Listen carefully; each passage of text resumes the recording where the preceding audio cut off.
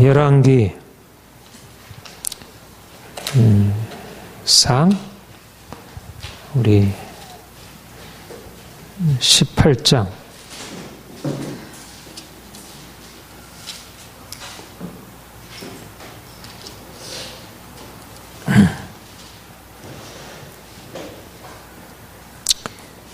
(18장) 20절에서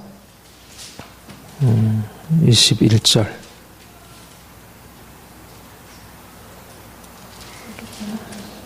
네.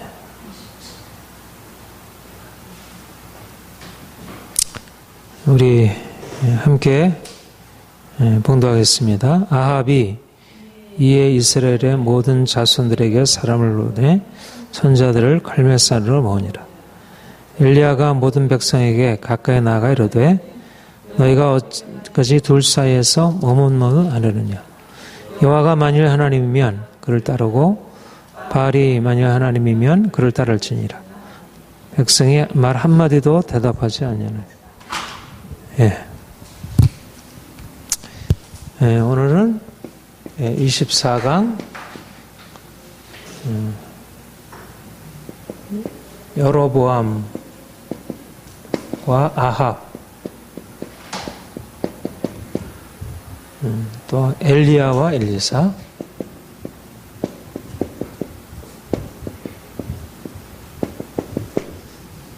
오늘은 열왕기상 12장에서 22장, 그 다음에 왕하 1장에서 8장. 오늘은 좀 본문이 긴 본문이겠습니다.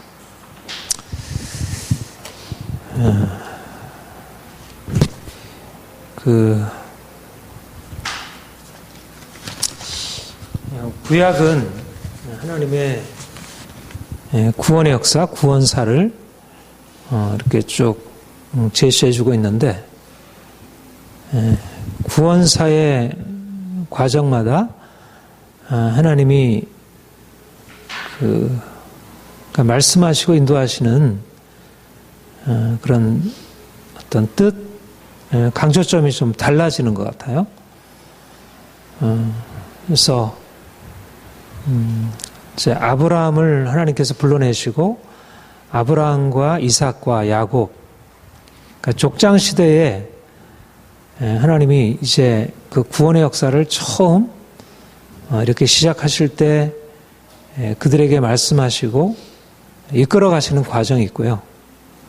그래서 하나님이 이제 어떻게 자기가 택한 백성을 통해서 그분의 목적을 이루시려는지 이제 그 기초 넣는 작업을 하시고, 그리고 이제 족장 시대가 끝나고 이스라엘이 이제 애굽에서 400년 동안 종살이 하고 난 이후에 하나님이 모세를 불러일으키셔서 출애굽의 대역사를 이루게 하시죠. 그러니까 아브라함과 이삭과 야곱에게 주신 소명과 그 다음에 모세, 그 다음에 여호수아에게 주신 소명이 좀 다르죠. 그러니까 아브라함과 이삭과 야곱에게는 이제 하나님을 섬기는 하나님의 사람, 또 그 가정, 이제 그런 개인적인 하나님과의 관계 속에서 우리에게 중요한 이 믿음의 원리를 이제 가르쳐 주셨다면, 이제 출애굽의 역사, 출애굽, 레위기, 민수기, 신명기에서 기록되는 이 출애굽의 역사적인 과정을 통해서 하나님이 어떻게 한 민족을 택하여 부르시고 그들을 위해서 구원을 베푸시고 그가 한 민족을 하나님의 거룩한 백성으로 세워가시는지. 그러니까 모세라고 하는 한 인물을 생각하지 않고서는 우리가 하나님이 누구신지 생각할 수가 없을 만큼 출애굽의 과정은 너무나 중요한 구원의 결정적인 모델이 되고 모형이 되고, 그래서 우리가 거듭거듭 출애굽기 레위기, 민수기, 신명기에서 전개되는 하나님의 이스라엘의 구원의 역사적인 과정을 돌아가서 보고 하나님이 어떤 구원을 베푸시는지 그것을 우리가 세밀하게 거기서 이제 찾아볼 필요가 있다고 여겨집니다. 그런데 이제 하나님이 모세를 통해서 이끌어내시고 이제 가나안에 정착하기까지가 하나의 이제 그 단위를 이루는 것이라. 그래서 어떻든 하나님은 이스라엘 백성들을 끌어내시고 이제 가나안에 들어가서 가나안을 정복하고 기업을 나누고 이제 사사기는 이제 어떻게 보면 모세와 여호수아를 통해서 하나님이 행하신 구원의 역사적인 과정의 뭐 어떤 정착 과정 그리고 또 이제 그 본래적인 구원의 은혜를 잃어버리는 그런 모습을 보여주고 있죠. 그러다 하나님이 또 이제 구원사의 또 다른 시점이 열려지게 되는데 그것이 바로 다윗과 솔로몬이라는 말하자면 하나님이 구원사를 이끌어 가실 때 족장 그 다음에 모세를 통해서 이스라엘을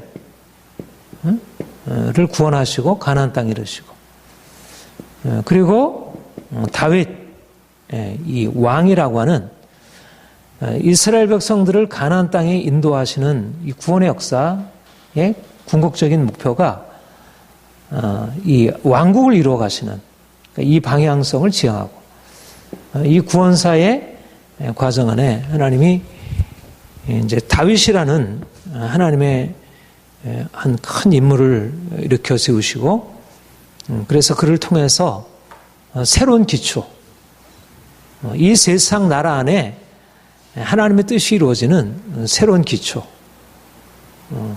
그리고 예수 그리스도를 통해서 나타나게 될 하나님 나라의 궁극적인 모형이 이곳에서 나타나도록 다윗과 솔로몬은 하나의 짝이 되어 이제 하나님이 이 세상에서 어떻게 그분의 통치를 나타내시는지 그리고 이제 그러니까 어떤 우리가 다윗과 솔로몬을 통하여 보게 되면 하나님의 왕되심, 하나님의 다스리심, 하나님의 통치라는 우리가 오늘날에도 예수님이 이 땅에 오셔서 하나님의 나라가 가까웠다. 그랬을 때 그 하나님의 나라가 무엇인지를 여러 가지로 해석할 수 있지만 그러나 구약시대 때 다윗을 통하여 또 솔로몬을 통해서 드러내었던 하나님 나라의 간접적인 이런 지상의 모형을 통해서 하나님의 나라가 무엇인지 그러니까 우리가 예수 그리스도를 통해서 제시되는 하나님의 나라를 간접적으로 다윗 왕국을 통하여 볼 수 있게 됩니다.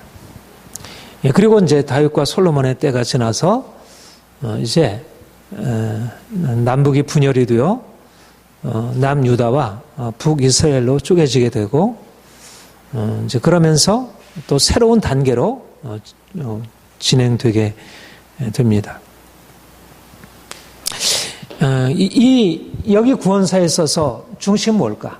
어떻게 보면 우리가 역사적인 과정으로 보면 하나의 왕들이 이제 사울 왕이 있고 그다음에 2대 다윗 왕이 있고 솔로몬 왕이 있고 그다음에 이제 유다로 보면 4대 왕 르호보암 이렇게 쭉 진행이 되고 또 이스라엘 1대 왕 뭐 여로보암 이렇게 진행이 되지만 그러나 하나님의 구원사의 과정 속에서 보면 하나님의 구원사가 이 왕이라고 하는 것을 세우셨다면 이제 새로운 선지자들을 일으키시는 하나님의 구원의 역사에 굉장히 중요한 선지자라고 하는 새로운 물론 이제 사무엘 선지자가 앞서 있긴 했지만 그래서 물론 모세도 선지자이고 앞선 선지자들이 있었지만 선지자가 역사를 하나님의 구원의 역사를 주도해 나가는 새로운 시대가 전개되고 있음을 봅니다. 그래서 이제 우리가 오늘 공부하게 되는 엘리야와 엘리사 그리고 엘리야와 엘리사들은 이들은 좀 선지자로서 좀 특별한 성격을 띠죠. 말씀을 전파하는 대언하는 선지자의 성격도 있지만 능력을 행하는, 이 권능을 행하는 그런 선지자. 그리고 이제 그 이후에 비로소 선지자의 시대가 열리게 되죠. 그러니까 이 뒤로는 하나님의 말씀과 하나님의 능력과 하나님의 임재가 왕들에게 임하는 게 아니고 이때는 왕에게 임했었는데 다윗 왕이 사실은 하나님의 역사의 주역으로 등장했는데 사실은 이후로는 다윗 왕이 끝나고 나서 다윗과 솔로몬이 끝나고 나서 구원사의 중심은 왕들에게 있는 게 아니고 선지자들에게. 그러니까 선지자들을 통해서 잘못된 왕국을 심판하고 그래서 하나님이 어떤 분이신지를 선지자를 통해서 역사적인 과정 그 자체보다는 역사적인 그 과정에 대한 해석. 이 역사적인 과정이 지금 무엇을 의미하는지에 대한 선지자들의 해석이 구원사의 본래적인 의미를 보여주는 이제 그러한 새로운 국면에 들어가게 됩니다. 그러니까 우리가 그런 의미에서 하나님의 구원의 역사가 누구에게 임하고 있는가? 그러니까는 중요한 것은 사실은 그 사람이 어떻게 현실적으로 어떠한 힘을 가지고 있느냐가 아니라 하나님이 말씀이 누구에게 임하고 하나님이 누구를 통해서 일하시는가 이것이 중요하다는 것입니다.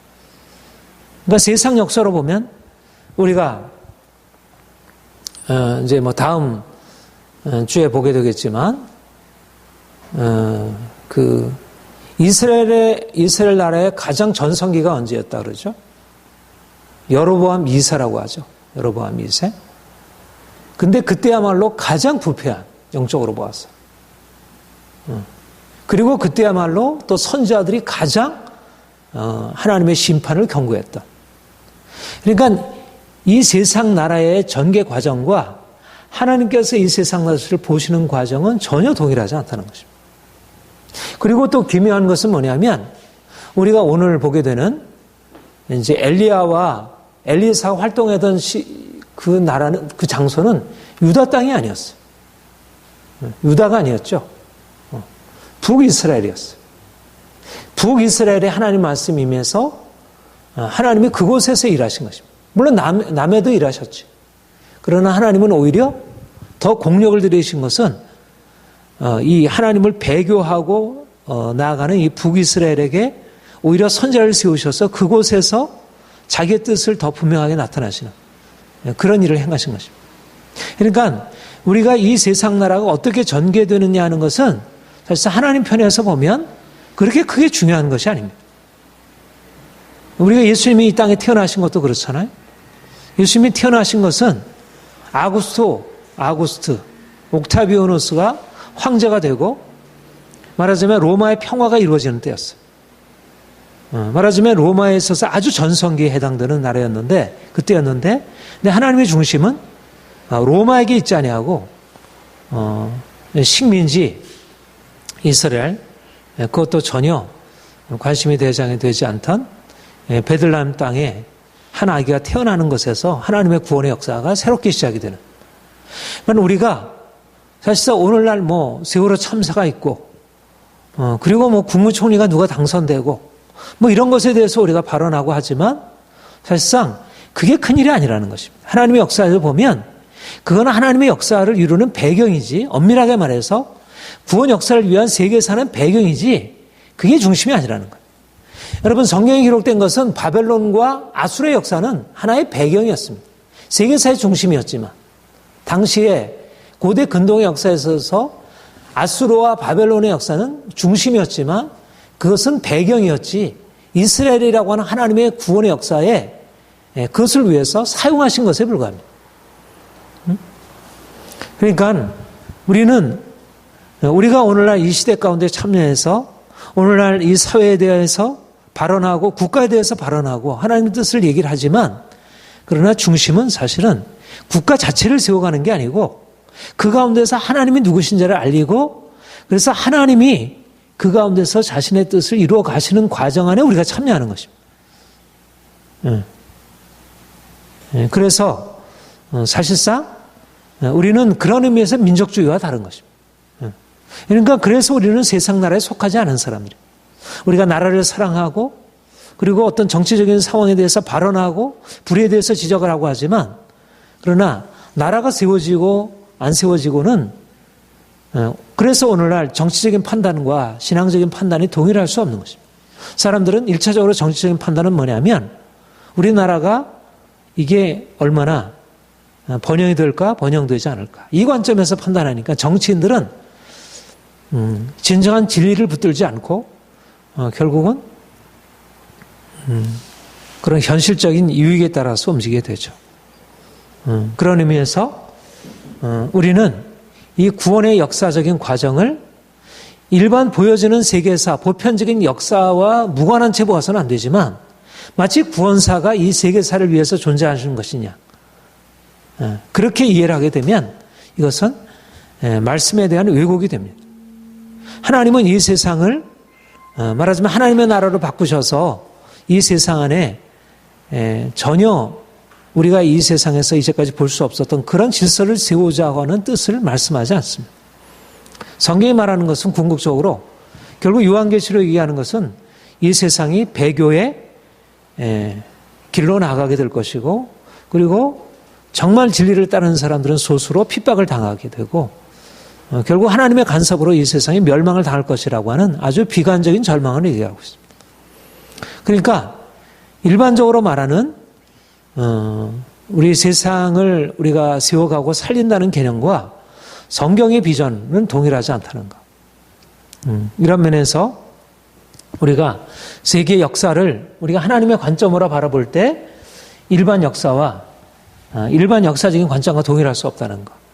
이번 문창극 국무총리 후보의 그 오늘의 교회 동영상 발언으로 인해 가지고 사실 온 나라가 많은 논란 시비에 휩싸여 있는데 이것을 보면서 참 그리스도인들이 이게 분별력을 갖는다는 게 얼마나 중요한지 이 시대적인 이 흐름 속에서 하나님의 말씀에 굳게 서서 사람들에게 동요하지 않고 말씀에 서서 행하는 게 얼마나 중요한지 보게 되는데 그런데 전개되는 과정을 보면 사람들이 하나님 말씀 편에 서서 행하기보다는 시대적인 조류 흐름 여론의 향배 이런 것에 따라서 반응하게 되는 것을 보게 되고 믿는 사람들 그동안 뭔가 옳은 소리 하는 사람들도 이런 시대적인 흐름에 촉각을 내세우면서 결국 진리에 대한 자신들의 소신들을 굽히고 타협하고 침묵하고 그렇게 되어져 가는 것을 보게 됩니다. 저는 이번 사건이 앞으로 뭔가를 사람들이 어느 편에 서 있는지 정말 진리 편에 서서 행하는지 아니면 진리가 아닌 사람들의 생각을 따라 행하는지를 보여주는 굉장히 중요한 시금석이 될 것이라 이런 생각이 듭니다. 네, 아무튼 다시 본론으로 들어가서 이제 12장에 보면 이제 북쪽 이스라엘이 남유다로부터 갈라지는 그런 일들이 나타나게 됩니다. 하나님이 작정하신 일입니다. 하나님이 작정하시고 아히야라는 선지자를 통해서 이미 여로보암에게 11지파를 띄워줄 것을 말씀하셨고 그리고 르호보암이 어리석은 정치적인 어리석은 판단으로 인해서 남북이 갈라지게 되죠.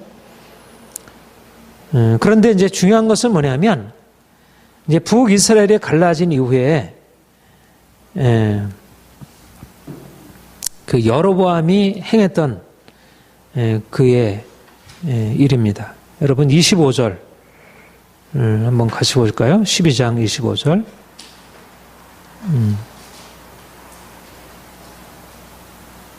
12장 25절 이 한번 쭉 읽어보겠습니다. 시작. 여로보암이 에브라임 산지에 세겜을 건축하고 거기서 살며 또 거기서 나아가 분회를 건축하고 그의 마음에 스스로 이르기를 나라가 이제 다윗의 집으로 돌아가리로다. 만일 이 백성이 예루살렘에 있는 여호와의 성전에 제사를 드리고자 하여 올라가면 이 백성의 마음이 유다 왕 된 그들의 주 르호보암에게로 돌아가서 나를 죽이고 유다의 왕 르호보암에게로 돌아가리로다 하고 이에 계획하고 또 금송아지를 만들고 무리에게 말하기를 너희가 다시는 예루살렘으로 올라갈 것이 없도다. 이스라엘아 이는 너희를 애굽 땅에서 인도하여 올린 너희의 신이라. 하나는 베들에 두고 하나는 단에 둔지라. 이 일이 죄가 되었으니 이는 백성들이 단에 가서 그 하나에게 경배함이더라. 네, 됐습니다. 예, 거기까지만 보죠. 그러니까 여로보암이 정치적으로 보자면 아주 지혜로운 판단을 했습니다.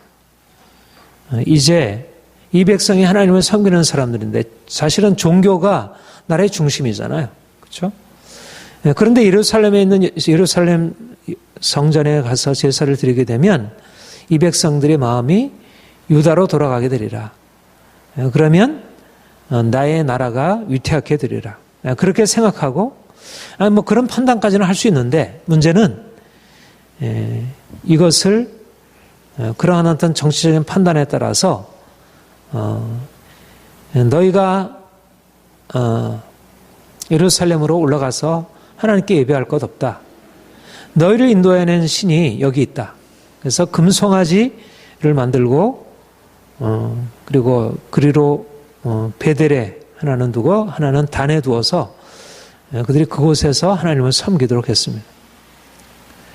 이스라엘의 건국과 함께 배교가 시작이 된 것입니다. 말하자면 이스라엘의 건국이 북이스라엘의 성립이 배교로부터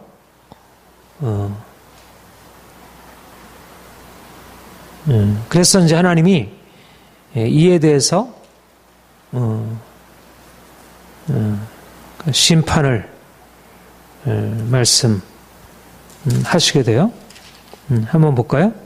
14장 14장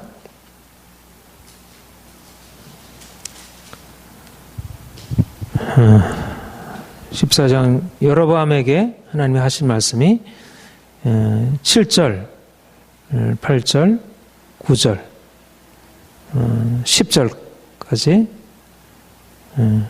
같이 읽겠습니다. 시작.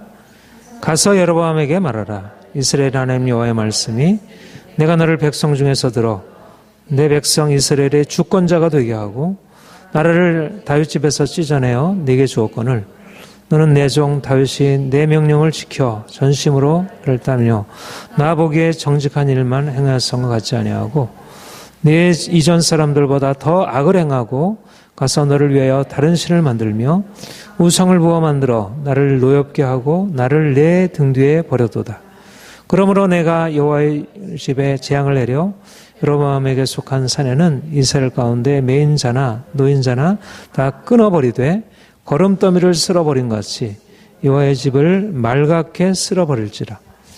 여로보암에게 속한 자가 성읍에서 죽은즉 개가 먹고 들에서 죽은즉 공중의 새가 먹으리니 이는 여호와께서 말씀하셨음이라 하셨나니. 예. 여기 보면 하나님이 여로보암의 이 금송아지를 만들어서 이스라엘 백성들로 하여금 우상을 숭배하게 된 그들의 죄에 대해서 내가 너를 세웠는데 너는 내 종 다윗이 내 명령을 전심으로 지켜 전심으로 나를 따르며 나 보기에 정직한 일만 행하였은 것 같지 아니하고 이런 우상을 만들고 나를 노엽게 하고 나를 내 등 뒤에 버렸다. 말하자면 이제 이스라엘 왕국 안에 사실 하나님이 다윗 왕국을 통해서 다윗과 솔로몬을 통해서 나라의 기초가 어떤 것이어야 할지, 말하자면 하나님 나라가 어떤 지상에 지워져야 할 나라가 어떤 나라여야 할지를 하나님을 경외하는 믿음의 기초에서 하나님을 전심으로 하나님을 섬기고 전심으로 하나님 섬기고 정직하게 행하는 정직하게 이게 나라의 견고한 기초이고 믿음, 하나님을 경외함, 공평과 정의 이 다윗의 길인 것입니다. 다윗의 길. 이게 이제 유다를 통해서 계승되고 여로보암의 길. 하나님의 나라인 것 같지만 하나님을 섬기는 것 같지만 하나님을 섬기는 것이 아닌 하나님을 버리고 우상을 만들어서 금송아지를 만들어서 섬기는 이 여로보암의 길이라는 이제 새로운 길, 이것이 바로 하나의 역사의 새로운 흐름을 만들어낸 것입니다. 그런데 보면 말이죠. 그 뒤에 보면 바하사에 대해서도 16장 2절에 보면 그렇게 얘기를 하고 오므리에 대해서도 뭐라고 하냐면 그들이 여로보암의 길로 느보의 아들 여로보암의 길로 행하여 그렇게 얘기를 하죠. 말하자면 여로보암의 길은 하나의 패러다임이 된 것입니다. 다윗의 길은 하나의 하나님을 섬기면서 어떻게 하나님을 경외하면서 나라가 세워지는 새로운 하나의 패러다임이었어요. 그래서 진정한 의미에서 신정국가, 진정한 의미에서 정의와 평화가 세워지는 나라의 기초가 세워진 것인데 여로보암의 길이라는 새로운 패러다임. 근데 이제 문제는 뭐냐면 이게 하나님을 섬기지 않는 게 아니라는 것입니다. 중요한 사실은 우리가 지난번 우리가 출애굽기에서 아론이 만든 이 금송아지에 대해서 봤듯이 그들이 하나님을 섬기지 않고 다른 신을 섬긴 게 아니고 바로 하나님을 섬기는데 금송아지를 통해서 이것이 바로 너희가 섬겨야 할 하나님이다. 이렇게 가르친 것입니다. 말하자면 하나님, 성경에서 말씀하신 하나님, 이스라엘 백성들을 그 권능의 손으로 건져내신 그 보이지 아니하는 살아계신 하나님이 그들에게는 부담이 되고 그들에게는 별로 마음에 원해지지 않는 것. 그러니까 그 하나님을 섬기기보다 자신의 욕심에 부합하고 자기의 욕심을 채워줄 수 있는 그런 신을 만들어서 하나님께서 분명히 금하시기를 너희를 위하여 어떤 형상이든지 만들지 말고 섬기지 말라 하셨는데 그들은 자기의 유익을 위하여 우상을 만들고 그것을 하나님이라 섬기고 가장 큰 핵심은 여로보암의 길의 핵심은 하나님을 섬기는 것이 아니라 자기 배, 자기 영광, 자기 행복. 말하자면 여로보암 자신을 위하여 자기 자신의 정치적인 목적을 위하여 또 이스라엘 백성들은 또 자기 나라를 위하여 자기 행복을 위하여 서로 간에 정치 지도자도 그 백성들도 함께 자기의 행복이라는 것을 위하여 선택을 하는 것입니다. 그러면 반드시 배교가 그 안에 들어오게 돼요. 오늘날 한국교회가 부패하고 한국교회가 하나님의 길을 떠나게 된 게 뭐냐면 여로보암의 길로 나간 것입니다. 여로보암의 길. 다윗의 길이 아니라 전심으로 하나님을 섬기기보다 정직하게 행해서 어떻든지 타협하지 않고 나가기보다 여로보암의 길로 자기 유익을 위하여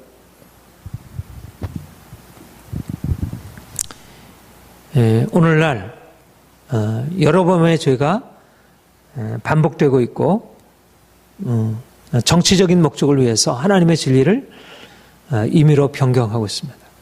성경을 따르기보다 사람들의 생각과 판단을 따르게 되는 것입니다. 하나님의 교회 안에 이 두 길이 존재하고 있어요. 이게 하나님의 백성 안에 있었던 길이었습니다. 남유다의 길이었고 남유다도 뭐 동일하게 하진 않았지만 남유다의 길이었고 북이스라엘의 길이었습니다. 하나님은 이 여로보암의 길에 대해서 아주 두려운 심판을 말씀하셨고 그래서 북이스라엘은 이제 먼저 심판을 당하고 남유다도 이제 북이스라엘을 따라서 심판을 받게 되는 것을 봅니다. 오늘날 교회가 이 두 길 사이에 어디에 서 있는가? 여로보암의 길에 서게 된다는 것입니다. 대세는 사람들은 보이지 않는 하나님을 따르기보다 똑같죠? 모세와 여호수아가 죽고 나자 사자들이 등장하면서 말하자면 잘못된 이 세상을 쫓아가는 그래서 궁극적으로 자기 속은 옳은 대로 행하는 그런 부패하고 어두운 그런 시절을 암흑기를 영적으로 암흑기를 맞이하게 되고요. 여기도 다윗과 솔로몬이라는 하나님의 사람들이 세우는 일을 솔로몬 자신이 무너뜨리면서 그러면서 그로 일어난 그런에서 파생된 북이스라엘의 처음부터 시작부터 이 우상 숭배라는 것으로부터 시작부터 시작되었고 계속해서 누구도 이것에서 돌이키지 않고 왕들은 다 우상숭배의 기초에서 세워지게 되고 오늘날 교회 안에 우리 한국 교회 안에 다윗의 길과 여로보암의 길이 대립하고 있고 오늘날 이 한국 사회 안에 다윗의 길과 여로보암의 길이 대립하고 있고 그런데 대세는 여로보암의 길이 대세를 이루고 있다는 것입니다. 그런 의미에서 우리가 다윗의 길로 전심으로 다윗의 길로 행하는 것 우리가 결심하지 않으면 사실은 이제 이 시대의 흐름을 거슬러가기 어렵죠. 그런데 이제 여로보암이 그렇게 해서 하나님의 심판으로 죽게 되고 이제 바하사가 반란을 일으켜가지고 차지했다가 또 바하사도 죽은 이후에 이제 그 오므리 왕가가 시작이 되죠. 오므리 왕가가 시작이 되면서 이제 그 오므리의 아들 아합이 왕이 되기 시작했습니다. 우리 열왕기상 16장 29절 같이 한번 볼까요? 33절까지 함께 읽겠습니다. 시작. 유다의 아사왕 제38년에 오므리의 아들 아합이 이스라엘의 왕이 되니라. 오므리의 아들 아합이 사마리아에서 22년 동안 이스라엘을 다스리니라. 오므리의 아들 아합이 그의 이전의 모든 사람보다 여호와의 보시기에 악을 더욱 행하여 느밧의 아들 여로보암의 죄를 따라 행하는 것을 오히려 가볍게 여기며 시돈 사람의 왕 엣발의 딸 이사벨을 바네로 삼고 가서 바알을 섬겨 예배하고 사마리아에 건축한 바알의 신전 안에 바알을 위하여 제단을 쌓으며 또 아셀의 상을 만들었으니 그는 그 이전에 이스라엘의 모든 왕보다 심히 하나님 여호와를 노하시게 하였더라. 예. 이제 여로보암의 우상 숭배로 시작되는 것이 이제는 다른 신을 섬기는 이교를 신앙하는 그러한 더 큰 배교로 더 큰 악으로 나아가게 되었습니다. 그 가장 결정적인 계기는 이세벨을 아내로 시돈 사람 공주 이세벨을 아내로 삼게 된 것이 이와 같은 더 이스라엘을 악한 길로 나아가게 한 것입니다. 그래서 이제 이스라엘이 더 이제 하나님을 노엽게 하는 길에 서게 되는데 그런데 놀라운 사실은 아까도 말씀하셨지만 하나님이 이런 이스라엘을 이런 배교의 길로 나가게 하신 이유가 뭘까? 왜 하나님이 굳이 이렇게 배교의 길로 나가게 하셨을까? 여러 가지가 이유가 있겠지만 하나님이 특별히 이 엘리야와 엘리사를 통해서 하나님이 누구신지를 알리시는 그 의미가 있다. 그렇게 생각이 됩니다. 하나님이 엘리야라는 하나님의 사람을 일으켜서 이제 바알과 아세라를 섬기는 이스라엘과 백성 국가를 향해서 싸움을 선포하게 하고 이 싸움으로 들어가게 됩니다. 이 엘리야와 이스라엘 아합 왕과 그 이세벨과의 싸움에서 이게 승산이 있는 싸움이 아니잖아. 전혀 승산이 없는 싸움입니다. 그런데 하나님이 바로 아합이라고 하는 여로보암과 아합을 통해서 정말 악한 왕들을 세워놓으시고 그 배경에 말하자면 그 악이 등장했을 때 하나님이 마치 모세가 하나님의 그 구원의 역사를 나타나게 하기 위해서 하나님께서 누구를 세우셨죠? 강팍한 바로왕을 세우시잖아요. 강팍한 바로왕을 통해서 그 어둠이 극심하게 되면서 하나님의 권능이 모세에게 임하고 하나님의 권능이 모세를 통해서 강력하게 일어나게 되고 그래서 하나님이 누구신지를 알리시는 것입니다. 그런데 하나님이 아합이라고 하는 하나님 없는 하나님을 대적하는 왕을 통해서 하나님 자신을 드러내시는 일들을 행하시는 것입니다. 이것이 우리 하나님의 역사라는 것입니다. 그러니까 우리는 세상 나라의 역사에 대하여 이렇게 전개되든 저렇게 전개되든 하나님께서 다윗 왕과 같은 하나님의 귀한 종들을 통해서 나라를 세워주시든 아니면 악과 같은 아주 불의하고 정말 강팍한 왕을 통해서 하나님의 뜻을 거스려 행하게 하시든 하나님은 하나님의 뜻을 이루어 가시는 데 있어서 전혀 방해를 받지 않는다는 것입니다. 중요한 사실은 세상 나라의 형편이 하나님의 나라를 세울 수 있는 게 아니고 세상 나라의 형편이 결코 하나님의 뜻을 방해할 수 없다는 것. 오히려 하나님은 하나님의 뜻을 이루시기 위하여 반드시 악한 자들을 사용하신다는 것입니다. 이번에 이제 국무총리 문창국 국무총리 후보에 하나님이 일제를 사용하셔서 우리나라를 연단하신다는 너무나 지극히 성경적으로 타당한 이 생각이 세상에서는 완전히 식민사관으로 둔갑해가지고 모두 다 그를 지금 이제 돌을 던지고 있는 형국이 되었습니다. 어떻게 하나님이 아합을 사용하셔서 일을 이루실까? 아합도 도구입니다. 엘리야도 도구라면 아합도 도구인 것입니다. 말하자면 바로가 하나님의 도구이고 모세가 도구이고 사울이 하나님의 도구이고 다윗이 하나님의 도구이고 하나님이 다윗을 위하여 사울과 같은 악한 임금을 세우신 것입니다. 하나님은 아합이라는 악한 임금을 통해서 엘리야와 같은 하나님의 사람을 일으키시고 그리고 하나님을 따르는 것이 어떤 것인지 이 배교의 환경 가운데서 오늘날 이 시대와 같은 배교의 환경 가운데서 북이스라엘과 같은 처지가 되었잖아요. 지금 남유다와 같은 처지가 아닌 거예요. 우리 상황이. 그래도 하나님을 신실하게 섬기는 사람들이 다수를 이루는 그런 상황이 아니고 점점 북이스라엘 같은 상황이 되는 것입니다. 그러니까 이런 악과 하나님이 역사적인 상황에 그때그때마다 필요한 어떤 모델들이 있는 것입니다. 우리가 어떤 때는 다윗과 같은 모델들이 있을 때도 있고 그때도 개인적으로 핍박을 받는 그리고 솔로몬의 통치와 같은 이런 번영하는 때도 있고 그런데 말하자면 어둠의 세력이 이제 지배하게 되고 하나님의 사람은 소수가 되어지는 그런 패러다임, 그런 시절이 오게 되는 것입니다. 예수님 당시가 어땠죠? 바로 이런 시절이었습니다. 바울 당시가 어땠죠? 이런 시절이었습니다. 로마서 11장에 보면 바울이 엘리야를 인용하면서 엘리야가 소수로서 당시의 어둠의 시대와 싸우는 것을 얘기를 하고 있습니다. 자신이 말하자면 지금 온 이스라엘이 자신을 핍박하고 대적하는 상황 속에서 자기가 외롭게 말하자면 대다수의 이스라엘은 배교의 상황에 처해 있고 그 가운데서도 어떻게 하나님의 남은 자를 통해서 일으켜 세워가는지 그야말로 하나님의 역사는 남은 자 굉장히 중요한 사상이죠. 구약 성경에서 이 남은 자 사상 렘넌트 예수님도 적은 무리여 두려워하지 말라.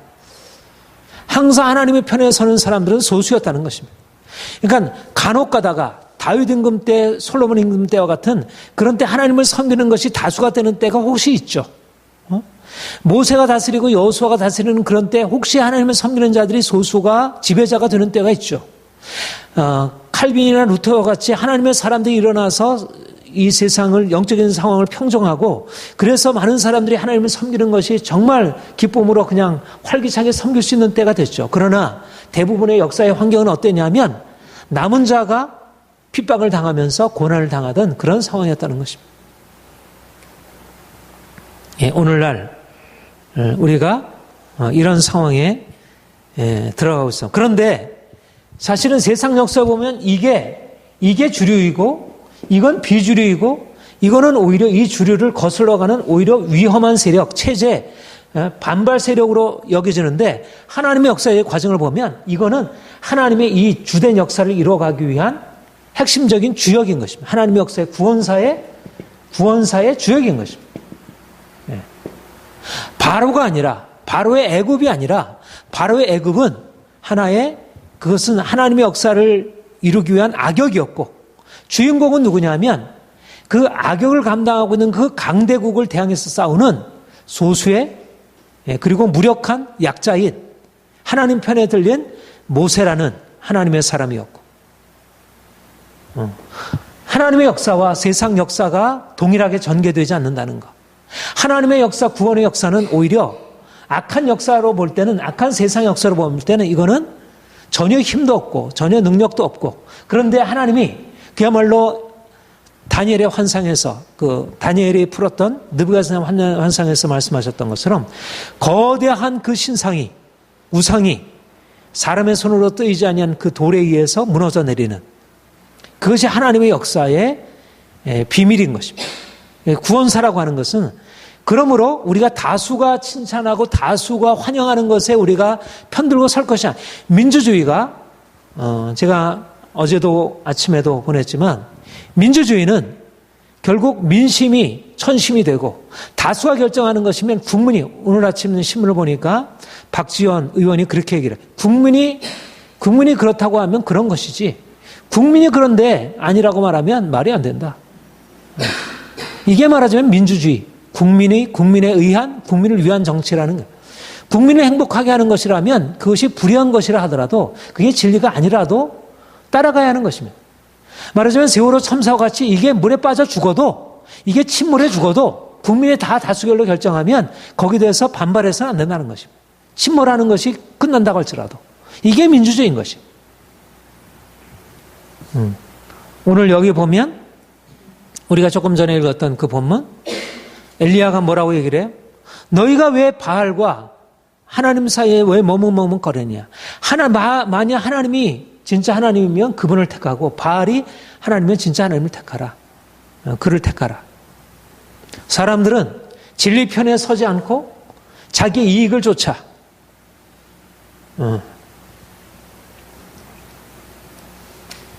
그런데 놀라운 사실은 하나님이 이 전혀 현실적으로 승산이 없는 싸움에서 하나님 편을 다 엘리야 편을 들어주시는 것이 하나님의 종.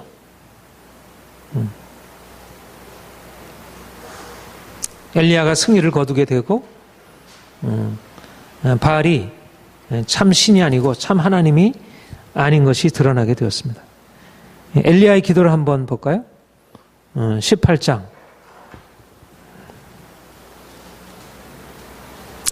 36절부터 39절까지 40절까지 한번 같이 봅시다. 시작.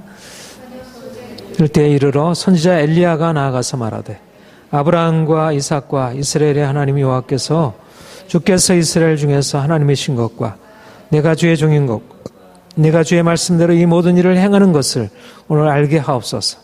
여호와여 내게 응답하옵소서. 내게 응답하옵소서. 이 백성에게 주 여호와는 하나님이신 것과 주는 그들의 마음을 돌이키심을 알게 하옵소서 하며 이에 여호와의 불이 내려서 번제와 물과 돌과 흙태우고 또 도랑의 물을 핫은지라. 모든 백성이 보고 엎드려 말하되 여호와 그는 하나님이시로다. 여호와 그는 하나님이시로다 하니 엘리야가 그들에게 이르되 바알의 선지자를 잡되 그들 중 하나도 도망하지 못하게 하라. 곧 잡은지라 엘리야가 그들을 기손신으로 내려다가 거기서 죽으니라. 이 엘리야의 기도, 하나님 이스라엘 중에 주께서 하나님이신 것과 내가 주의 종인 것과 내가 주의 말씀대로 이것을 행하는 일을 오늘 알게 하옵소서. 여호와는 하나님이신 것과 주는 그들의 마음을 돌이키심을 알게 하옵소서. 하나님, 하나님의 살아계심을 보여주옵소서.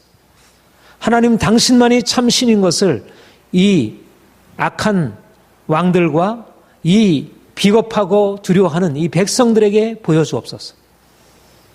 민심이 어디로 기울어졌다가 어디로 바뀌어집니까? 민심이 바알에게 기울어져 있고 아합에게 기울어졌던 민심이 하나님께로 돌이키는 것입니다. 그런데 하나님께로 온전하게 돌이킨 건가요? 그렇지는 않습니다. 사람들은 하나님께로 돌이키지 않습니다. 기적을 보지만 그러나 현실 앞에 그들은 두려움으로 반응하고 자기 욕심으로 반응하기 때문에 사실 근본적으로 하나님께로 돌이킬 사람을 찾기란 쉽지 않습니다. 우리가 이런 시대 가운데 오늘날 정말 강력한 권력자 왕 이세벨이라는 악한 왕, 또 이세벨은 이미 영적으로 강력한 영적인 후원을 받고 있는 이 귀신의 세력들에 의해서 강력한 영적인 후원을 받고 있는 사람. 그래서 그의 권위 앞에 모두 다 벌벌 떨고 왕마저도 그 권위 아래 복종되는 이세벨이라는 이 악한 그 왕비로 인해서 온 나라가 병들고 부패하고 악에 빠지고, 아합은 왕비로 인해서 그 나벳의 포도원 사건에서 보듯이 그야말로 그 나봇을 모함해서 죽이고, 그러니까 이런 일들이 계속 진행이 되지만 이런 것을 막아낼 수 있는 일이 없다는 것. 그러니까 중요한 것은 우리가 이런 상황에서 하나님이 우리 편에서 어떻게 행하시고 있는지, 그래서 정말 하나님을 온전히 바라보지 않는다면 이 상황을 거스러 나갈 수 없죠.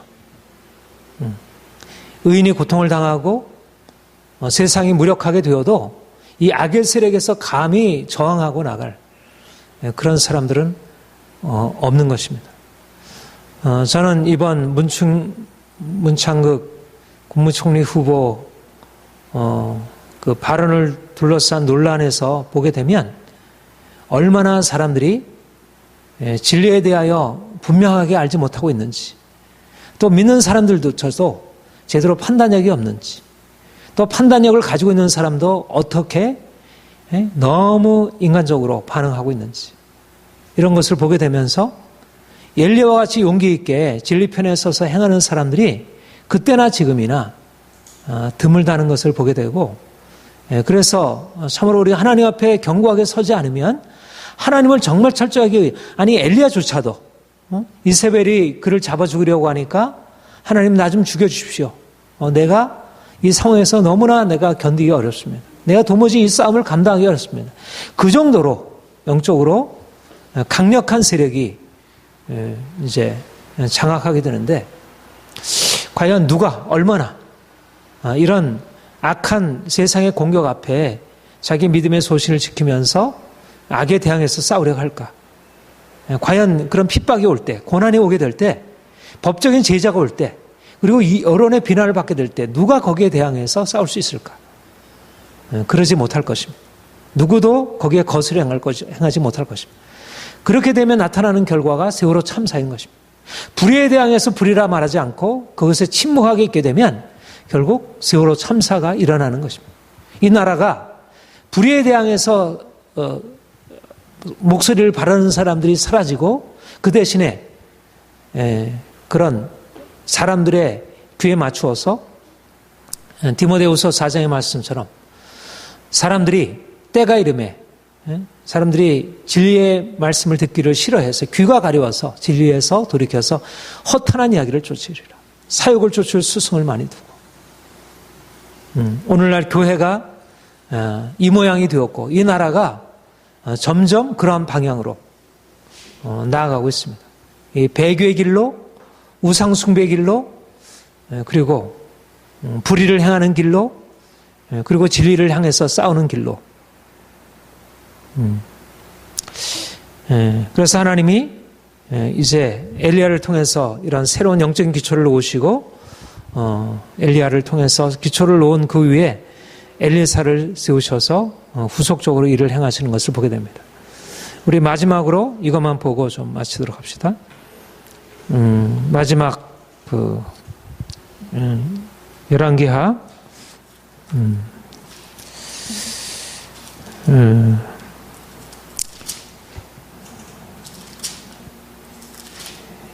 그 아람 군대가 쳐들어왔을 때 그것에서 대항해서 싸운 6장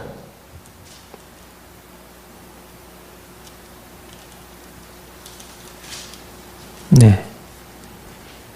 6장 14절부터 17절까지 함께 읽겠습니다. 시작. 왕이 이에 말과 병과 많은 군사를 보내매 그들이 밤에 가서 그 성읍을 에워쌌더라.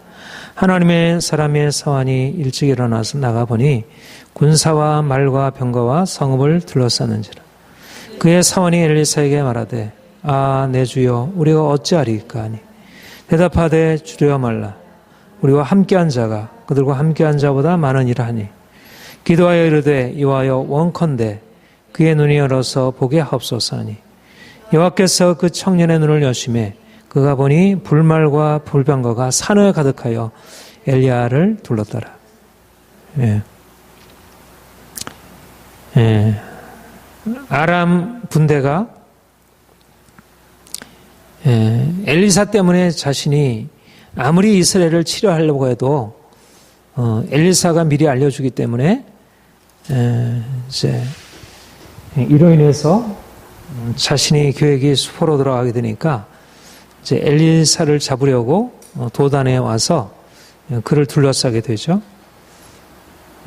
그래서 사원이 그 둘러싼 병거와 말들, 군사들을 보고 야, 주인님 이제 큰일이 났습니다. 우리가 이제 죽게 되었습니다. 그런데 엘리사에게 그에게 하는 말이 두려워 말라. 우리와 함께한 자가 그들과 함께한 자보다 많으니라.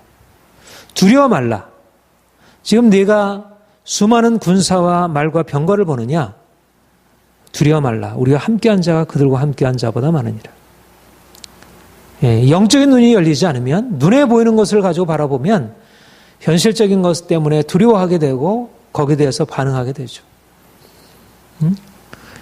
열 정탐꾼들이 정탐하고 돌아와서 하는 얘기가 이제 그들은 너무 강하고 그 성은 견고하고 우리는 그들 앞에 메뚜기에 불과하다. 모든 백성들이 두려움에 사로잡히게 되죠. 오늘날도 그 상황인 것입니다. 세월호 참사를 보는 사람들의 시각도 그러하고 국무총리 인준을 앞에 두고 사람들의 반응이 그러하고 누가 얼마나 많은 사람들이 거기에 있는가 수에 의해서 결정되는 것으로. 그런데 하나님의 사람들이 가지고 있는 태도는 수가 아닙니다. 말과 병거의 수가 아니라 하나님이 어느 곳에 계신가. 10,000만인이 나를 둘러친 치료할지라도 군대가 나를 치료할지라도 나는 두려워하니라. 이게 다윗의 믿음이었고 결국 하나님의 사람들이 결국 보이는 것을 넘어서서 엘리야가 자기 혼자서 아합의 제사장들, 이 아세라, 바알의 제사장들과 싸울 수 있었던 것도 그가 수가 아니라 하나님이 자신과 함께한다는 하나님이여 당신이 살아계신 것을 보옵소서. 아무리 수천만이 다 거기에 표한다 할지라도 우상숭배가 옳다고 표한다 할지라도 그것이 거짓이면 거짓인 것이죠. 많은 사람들이 일제가 우리를 침략하고 지배한 것이 하나님의 뜻이라고 하는 것은 말도 안 되는 식민지 사원이라 모든 사람들이 모두 다 99%가 그렇게 투표를 해서 결정한다 하더라도 그것은 틀린 말입니다. 사람들을 두려워해서 사람들이 그곳에 다 표하니까 여호수아 갈렙 외에는 모두 다 갈 수 없다. 그곳에 가면 안 된다. 오늘날 다수결로 결정하면 여호수아 갈렙은 틀린 것이죠. 지도자가 백성들의 말을 들어야지. 백성들의 말을 듣지 않고 그것을 거스려 행하는 것은 말로 마땅히 돌로 쳐 죽임을 당하는 게 마땅하지. 그런데 하나님은 여호수아 갈렙을 편드시면서 하나님을 불신했던 그들에 대해서 내가 그들을 다 멸하리라. 하나님은 다수 편에 들지 아니하시고 하나님을 거스려 행하는 그 거대한 민심을 그가 심판하시기로 결정하신 것입니다. 엘리야를 하나님께서 세우셔서 하나님이 유일하신 참만하신 것을 나타내시고 사람의 수나 사람의 여론이나 생각이나 이것은 전혀 고려할 사항이 아니라 이렇게 말해서는 안 되지만 그러나 그것이 하나님의 말씀과 뜻을 결정하는 주요인이 아니라는 것입니다. 오늘날 사람들이 하나님을 알지 못하니까 하나님이 말씀하신데도 불구하고 하나님의 뜻인데도 불구하고 사람들이 아니라고 말하면 다 거기에 따르게 되고 그래서 예수님이 십자가에 못 박혀 죽은 것입니다. 사람들이 그 기적적인 역사를 보면서 어떻게 오늘날 이해가 안 되잖아요. 이게 합리적으로 이해가 설명이 안 됩니다. 그러나 저는 오늘날의 이 흘러가는 이 흐름들을 보면 예수님의 십자가 사건이 결코 그것이 있을 수 없는 사건이 아니구나. 이게 충분히 가능한 사건이구나. 나치, 그 히틀러 학살 만행 사건도 그렇고 이 집단 광기라는 게 얼마나 무서운지 이성이 어떻게 쉽게 마비될 수 있는 것인지 사람들의 욕심과 두려움이 어떻게 이성을 마비시키고 불의 편에 서게 하는지. 그러니까 대부분 이 사왕과 같이 반응하는 것이죠.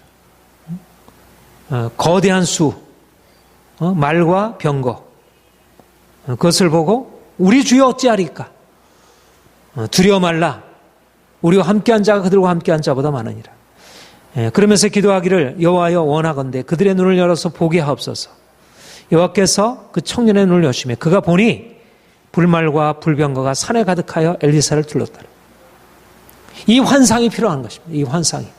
오늘날 필요한 것은 이 악한 세대, 이 어둠의 시대에 필요한 것은 엘리와 같은 그런 영적인 눈이 열려진 사람, 엘리사와 같은 영적인 환상을 볼 수 있는 사람이 필요한 것입니다. 말하자면 이 시대를 이끌어가는 것은 왕들이 아니고 정치 세력이 아니고 하나님 편에 서서 하나님을 두려워하고 하나님만을 섬기는 그런 하나님의 종들, 그들이 보고 있는 것을 말하고 불말과 불명거를 보고 말하고 두려워 말라. 사람들을 두려워하지 말라. 적들을 두려워하지 말라. 이런 사람들이 하나님의 교회를 세워가고 이런 사람들이 하나님의 나라를 세워가고 이런 사람들로 인해서 세월호 참사 같은 말도 안 되는 일이 막아질 수 있는 것입니다. 만약 사람들에 의해서 모든 것이 결정된다면 다수가 결정하면 반드시 또다시 다수에 의해서 세월호 참사 같은 일들이 정당화되고 그것이 허용이 되고